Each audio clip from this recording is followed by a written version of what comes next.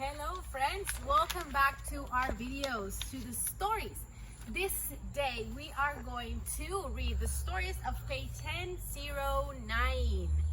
So this is for week number 5.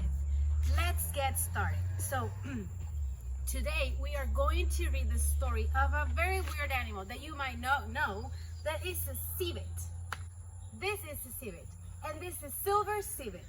He was a clearing in the woods near his home.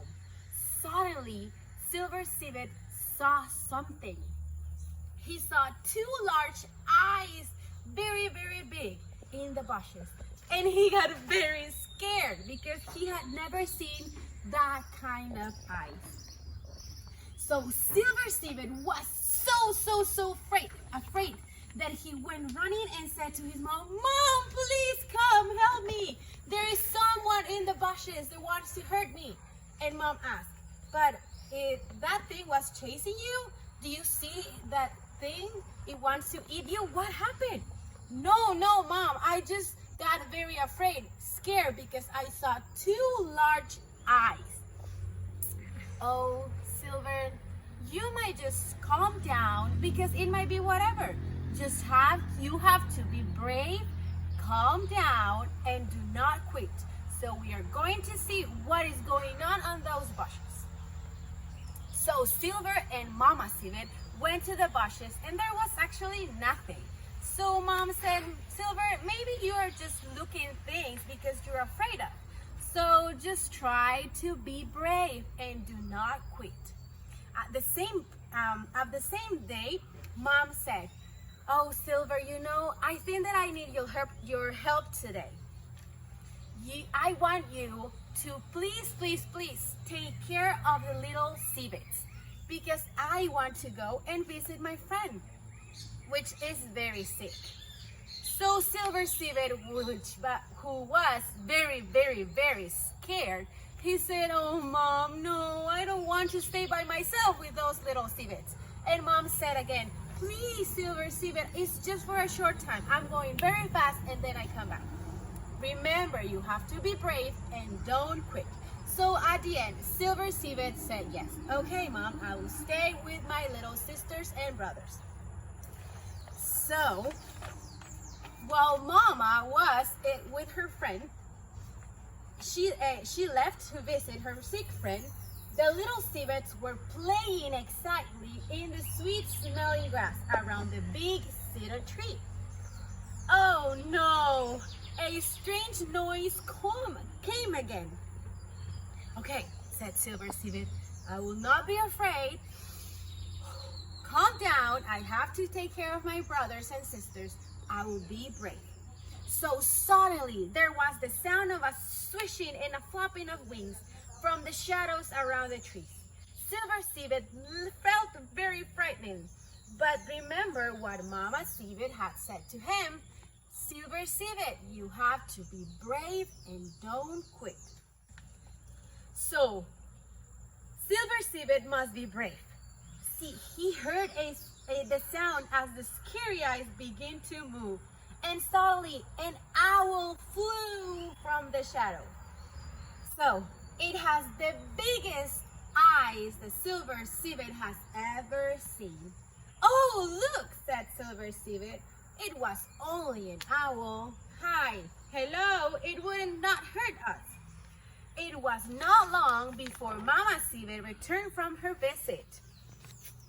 "I became frightened," said Silver Civet, "but I remember what you say, Mama. I was brave and I do not quit. And I'm very happy that you remember that." "You were brave," said Mom. "I am so glad that Daddy Civet and I have such a brave and diligent civet as you," said Mama Civet happily. And that is the end of the story. It reads, S, S, S. C reads, S, S, S.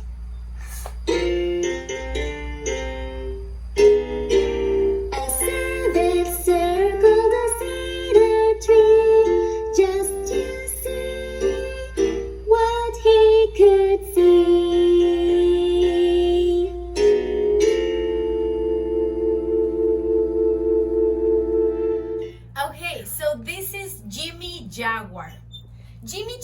was just starting to drive.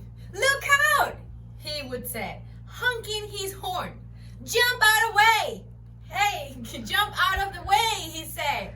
"Hey, look out!" Just honking his horn. Always. So here comes Jimmy Jaguar in his Jeep.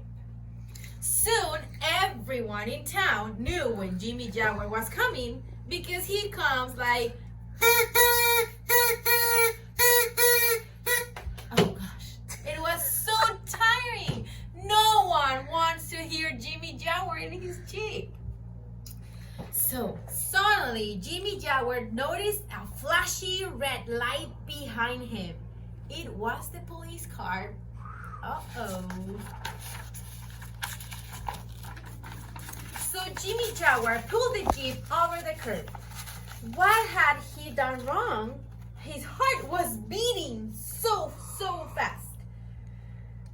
Jimmy Jaguar saw that this was the chief of police himself. He must be in big troubles. "Jimmy Jaguar, what are you doing in that Jeep?" asked the chief of police. "Why, I was just driving, sir." "Yes, I know you were driving. What else were you doing?" Jimmy Jaguar swallowed hard.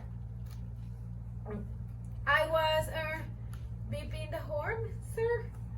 "Yes, I know that, Jimmy Jaguar. I guess everybody in town knows that. I've been a lot of complaints about your driving, Jimmy Jaguars." "Oh, really, sir? I thought I was a safe driver." "You are a safe driver, Jimmy Jaguar, but you just take entirely too much noise. Everybody is talking about Jimmy Jaguar's Jeep that goes beep and beep and beep and beep. It is just too much. You are disturbing the peace." Jimmy Jaguar felt dejected and said he hadn't realized it bothered people when he beeped his horn on his Jeep. "Oh, I'm sorry, sir," he said in a very quiet voice. "I promise that I will stop beeping the horn." "Yes, I think you should. The horn is on your Jeep for a purpose, Jimmy Jaguar. It's not meant to use all the time. You only need to use it to be careful. When you see an accident or when you want to let someone know that something happened." "Okay, I'll be careful, sir. I really will," Jimmy Jaguar promised. "I won't beep the Jeep horn unless it is really necessary." "All right, Jimmy Jaguar. I hope you remember." "I remember, sir. Really, I will," Jimmy Jaguar promised. He really did. Jimmy Jaguar drove very carefully and he never beeped the horn again. Oh, how he wanted to, but he didn't. Everyone said, "I wonder what happened to Jimmy Jaguar. You just never hear his beep the horn. You just never hear him beep the horn on that Jeep again." "Jimmy Jaguar is a good citizen," someone said. "He does not use his horn to disturb others." One day, Jimmy Jaguar was driving home and he could see that the school bus was just a little way behind him. Ahead was the corner. It was a sharp turn and then a dip in the road. You could not see what was ahead here and you had to drive very carefully. Just as he got the dip in the road, he saw that a big tree was down on the street. It was so tall, it went right across the road. No one could get by. So he stopped quickly with the front of the Jeep, just touching the big tree. What a good thing it was that he had been going slowly. Then Jimmy Jaguar thought something scary was gonna happen. The student's bus was coming. Uh-oh, what do you think that he could do? And he started thinking, what can I do? What can I do? So, oh, I know. I will beep the horn. That will be something wrong because the police told me not to. but this is very necessary. So Jimmy Jaguar started.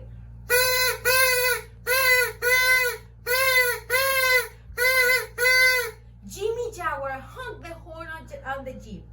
The bus was still coming. Jimmy Jaguar's hand was getting tired, but he jammed on the horn button with all of his might. In the bus, the children all heard the beeps. That's Jimmy Jaguar in his Jeep, they said. He's beeping again. Yes, the bus driver said. That's Jimmy Jaguar, but he never beeped his horn anymore. I wonder why he's doing it again. Oh, maybe something is wrong, said one of the children. Maybe he's trying to warn us. Yes, the bus driver said. That may be. I think I better go very slow. This is a dangerous corner. By then, the bus was almost to the corner, and the horn of Jimmy Jaguar was again. So look, cried the children, a tree is down. Now we see why Jimmy Jaguar was jamming his horn again. Oh, wow, that's how we knew something was wrong. Jimmy Jaguar never jams on his horn anymore. Just for an emergency, said Jimmy Jaguar. And that's how Jimmy Jaguar and his horn saved the school bus that day. The end of the story. So we have the new letter. This is letter J. The sound is J. And Jaguar. J, J, Jaguar. Let's do it one more time. J, J, Jaguar. Very good. Now we're going to listen to the Jaguar song. J, J, J. J reads J, J, J.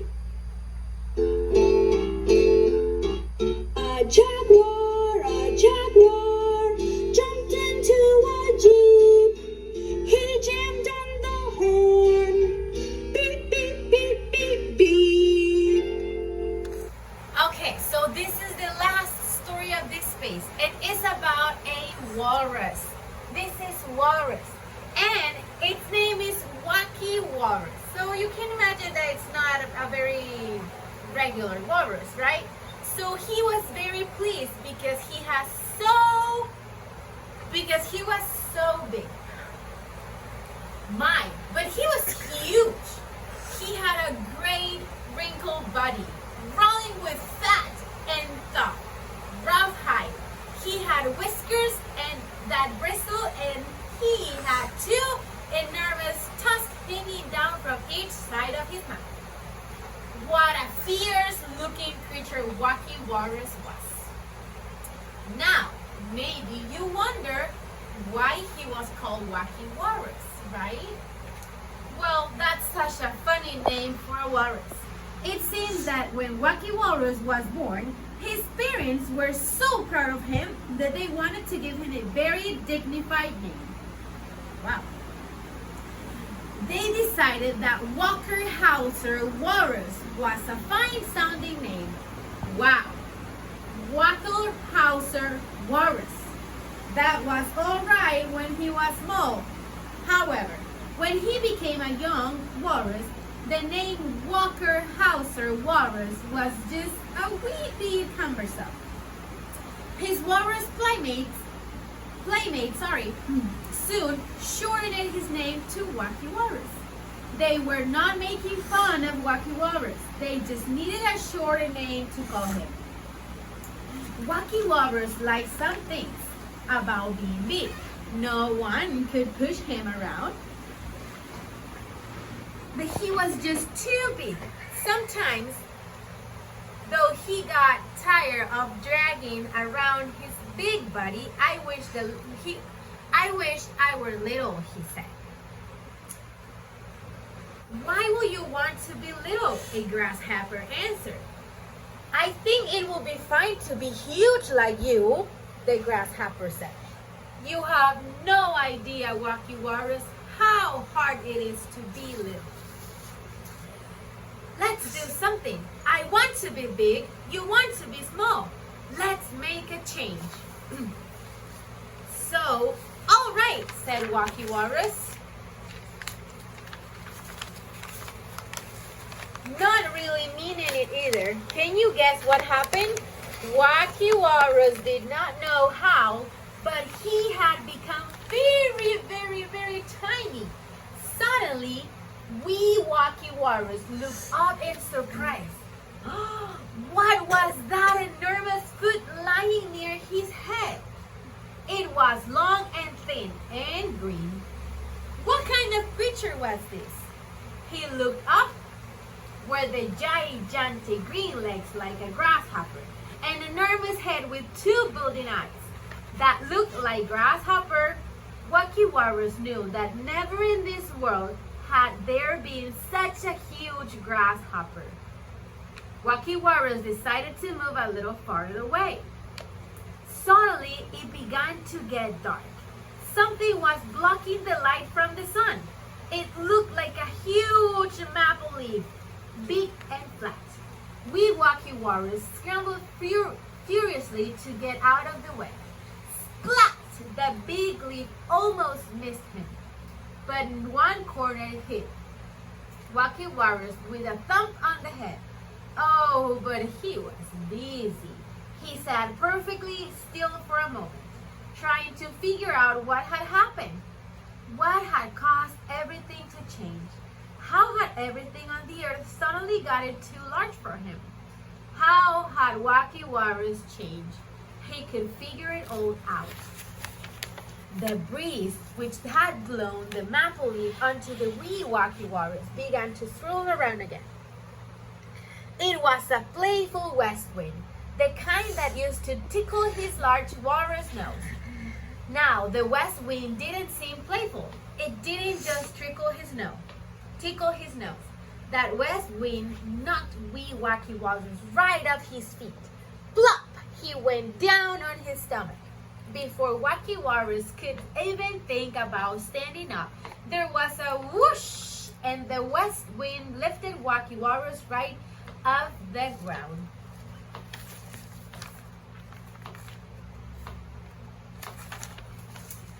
Wee Wacky Walrus wasn't sure just what happened, but he went plop into a field of tall grass. It wasn't exactly an easy landing because Wacky Walrus was so big again. At least he didn't land on a rock. As Wacky Walrus shook the big head and rubbed his eyes, he saw a small grasshopper friend hopping toward him. Everything was right again. Poof! Thanks God, Wacky Walrus was big again, and the grasshopper was a wee size. Being big is right for me, and being small is right for you. I'm sorry I ever complained, Wacky Walrus said to his grasshopper friend. You just can't understand someone else's problem until you have had them. Wacky Walrus looked around his contentedly. Really, I just glad to be me. The size I am, the way I am. It's a mighty good thing just to be satisfied. The end. So this is the letter. This is letter W. And the sound is W. And the animal is walrus. So we say W, W, walrus. Let's say it again. W, W, walrus. One more time. W, W, walrus. And now we're going to listen to the walrus song.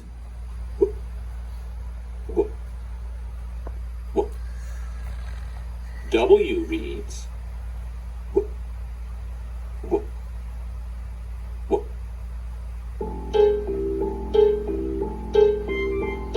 Wacky the walrus went walking one day.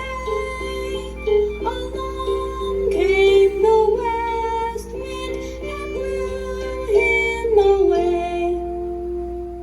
Okay, so friends, those were the stories that we learned learned today? We learned 3 letters. Can you remember those 3? We have C, civet. J, Jaguar. And the last one, W, Walrus. And like this, I'm going to say goodbye. See you next week. Love you and God bless you.